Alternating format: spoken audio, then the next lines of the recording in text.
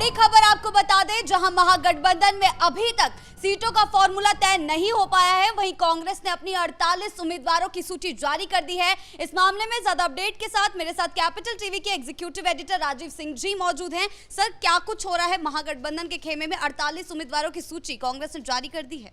देखिए, आज नामांकन की आखिरी तारीख है।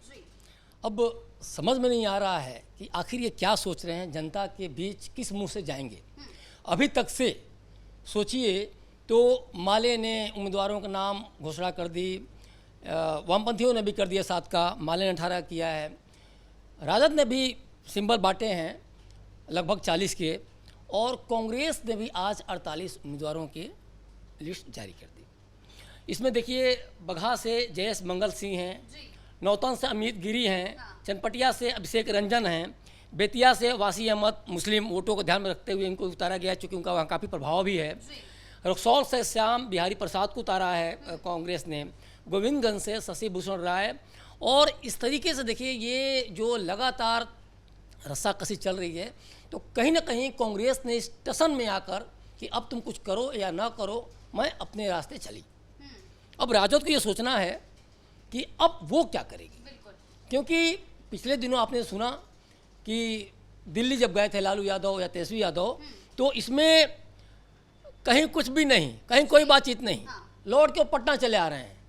गुस्से में लालू यादव सिंबल ही बांट दे रहे हैं, और तेजस्वी यादव गुस्से में वो सिंबल वापस भी ले रहे हैं। उससे भी ज़्यादा आगे निकल जा रहे हैं। कहा तो यहाँ तक गया कि राहुल गांधी ने तेजस्वी को फ़ोन किया, हड़काया कि तुम्हारे बाबूजी क्या कर रहे हैं, गठबंधन में हैं तो कम से कम सलाह मशविरा तो कर लें, या फिर यहाँ मुलाकात नहीं हो पाई। और देखिए, वही केसी वेणुगोपाल से मुलाकात हो रही है, बात हो रही है, लेकिन राहुल गांधी ने इनको भगा दिया। तो आकर इन्होंने वो कर दिया, लेकिन महागठबंधन में एक मैसेज क्या गया, कार्यकर्ताओं के बीच में मैसेज क्या गया कि लालू और तेजस्वी को भगा दिया।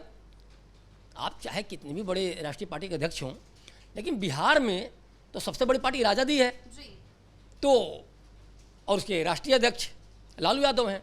अब लालू यादव टसन वाले आदमी पुराने रौब में आ गए, और उन्होंने एक तरह से राहुल गांधी को झाड़ दिया सिंबल बांट करके।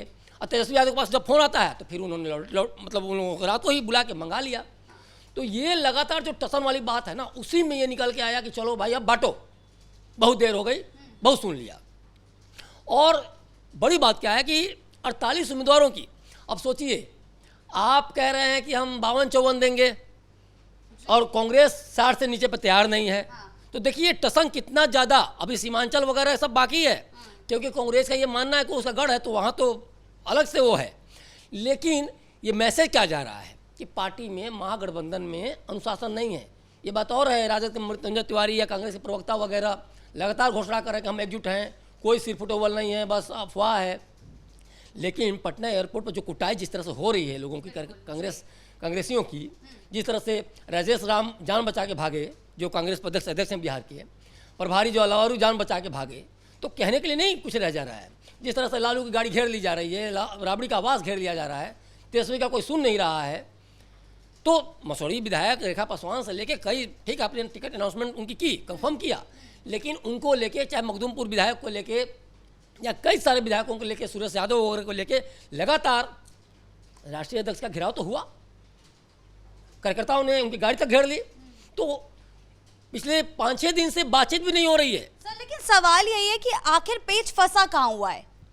देखिए, है क्या, कांग्रेस कह रही है कि जो पिछली बार हमने 19 सीटें जीती थी, वो तो तुम मुझे 2 ही दो, साथ साथ जो पिछली बार, चूंकि इनके दोनों को देखिए मन में चोर है, और राजद ये कह रही है कि तुम्हें जो सीट मैं दूंगी वही लेना है, और ये करेंगे तुमने पिछली बार मुझे उल्लू बना दिया। जो 45 सीटें तुमने दिया था, उसमें से 23-24 सीटें ऐसी थीं, सॉरी माफ़ कीजिएगा, जो 70 सीटें जो दी थी पिछली बार, उसमें से 45 सीटें ऐसी थीं जो कि एनडीए का गढ़ था, और राजद इस पर तैयार नहीं है। राजद कह रही नहीं, जो मैं दूंगा वही तुम्हें लेना है, और कांग्रेस कह रही है कि नहीं, इस बार मैं डिसाइड करूंगी। क्योंकि कांग्रेस का एक साफ साफ वो है कि जो मुस्लिम और जो दलित, मतलब जो डीएम समीकरण वाली सीटें हैं, उस पर वो लड़ना चाहती है। उसको ये लगता है कि हमारा जनाधार वहाँ सबसे स्ट्रांग है, तो वहाँ मैं लड़ूंगी। साथ साथ वो यादव बहुल सीटों को भी मांग रही है, और राजद कह रही है कि अगर कांग्रेस को सीटें मैंने दे दी तो वो अपने उम्मीदवारों को वहाँ इतना स्ट्रॉन्ग कर देगी कि आने वाले समय में हमारी वहाँ की ज़मीन खिसक जाएगी, हमारी वहाँ कोई ज़मीन नहीं रहेगी। और इसीलिए कांग्रेस चाहती है कि उसको विनिंग सीट तो मिले, साथ साथ जहाँ वो दूसरी नंबर पर 2020 विधानसभा में थी वो भी सीट दी जाए। और राजद इस पर तैयार नहीं है। भाई सब सारी विनिंग सीट या दूसरे नंबर सीट तुम्हें ही दे दूंगा तो फिर मैं कहाँ लड़ूंगा? क्योंकि देखिए दोनों चीज़ में एक बात साफ है, एनडीए से दोनों को डर है, क्योंकि ये जो लड़ाइयाँ अभी चल रही हैं वो बताने के लिए काफ़ी है कि अब ये विकास कार्यों से या एनडीए के या डबल इंजन की सरकार से इतना डरे हुए हैं डेवलपमेंट से कि अब ये चाह रहे कम से कम कुछ हो या ना हो, जातीय समीकरण के आधार पर हम जीत जाएं। जो विनिंग सीट जो थी पिछली बार उसी में हम जीत जाएं। कांग्रेस इसीलिए सीमांचल में भी जोर लगाए हुए हैं कि जो सीमांचल जो 24 सीटें हैं उसमें से 16 सीटें मुझे दे दो, क्योंकि कांग्रेस का ये मानना है कि जो 4 में से 3 सांसद हमारे हैं वो सीमांचल से हैं। चाहे पूर्णिया के पप्पू यादव की बात कर लें, चाहे कटिहार से तारिक अनवर की बात कर लें, चाहे किशनगंज से मोहम्मद जावेद की बात कर लें, तो इसको ये लगता है कि जो अभी 24 में ही इलेक्शन हुआ तो अभी तो और ताज़ा है, हमें ये इसका वोट बैंक का इसका फायदा मिलेगा। लेकिन राजद कह रही है कि बाबू सीमांचल में भी मैं तुमको 8 ही सीटें दूंगी। पेच अभी भी फंसा हुआ है, लेकिन फिर भी कांग्रेस ने लिस्ट जारी कर दी है 48 उम्मीदवारों की। तो ये तेजस्वी के लिए कितना बड़ा झटका है? देखिए वही मैं कह रहा हूँ, तेजस्वी यादव भी परेशान है कि भाई सीमांचल में वो कह रहे हैं कि 12 सीटें दूंगा, और ऊपर से इसके अलावा देखिए अब सबसे बड़ी चीज़ देखिए कि लोग कह रहे हैं कि फ्रेंडली हम लड़ाई लड़ रहे हैं। झंझारपुर में देखिए, झंझारपुर में 2 घटक दल के 2 लड़ रहे हैं। आपको बछवाड़ा में भी सीपीआई और राजद के बीच की एक लड़ाई चल रही है, कांग्रेस के बीच में, सॉरी। तो कांग्रेस गरीब दास को खड़ा कर रही है, सीपीआई रघुवर राय को खड़ा कर रहे हैं, तो अवधेश राय को, सॉरी।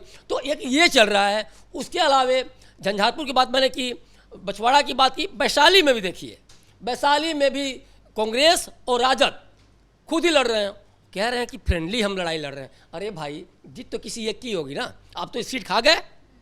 तो ये जो लगातार जो आपसे जो बंटवारा है, जो सियासत का बंटवारा है, एक तरह से कहा जाए बिहार को लोग बांट रहे हैं, कह रहे हैं। और देखिए इसीलिए कहा जाता है शुरू से ही कि इन नेताओं पे भरोसा इसलिए नहीं, जिस तरह से लगातार बंदर बाट कर रहे हैं बिहार की सत्ता का।